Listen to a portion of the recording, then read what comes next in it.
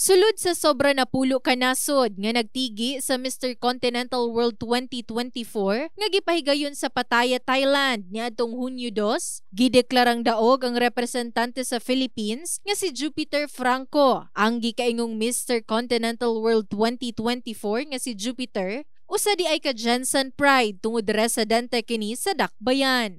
Ina-absorb ko pa siya, but at the end of it all, I'm just really grateful sa lahat ng mga taong naging part ng journey ko, especially with my family, with my team from Metrofab here in Jensen, Men of the Philippines organization in Manila, and of course, the organization of Continental World. I'm just really grateful right now. Sugod 13 anyos, gikahiligan na ni Jupiter ang pag-apil sa pageant ug modeling. Ang national ug international stage pila lang sa iyahang naapilan. Naundang man kini sa pageantry world, wala kini nahimong rason aron mosulay utro. Parang from that one, yes, parang nagsunod-sunod yung mga signs na, oy, teka, wag ka muna tumigil, sige pa.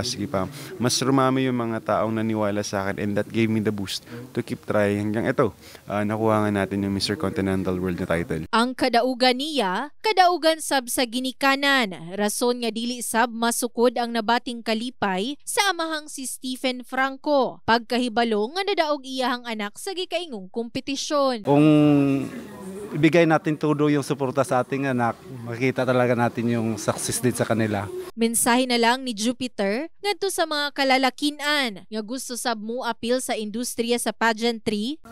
Try to shut off all of the bashing na pwede mong marinig. Just focus on yourself. And trust me, maririnig ka din ng mundo. And you'll eventually get there. Si Jupiter Franco, usa lang sa daghang taga-Jensen nga nagpamatuod nga ang Dakbayan, truly home of the champion sa daghang aspeto.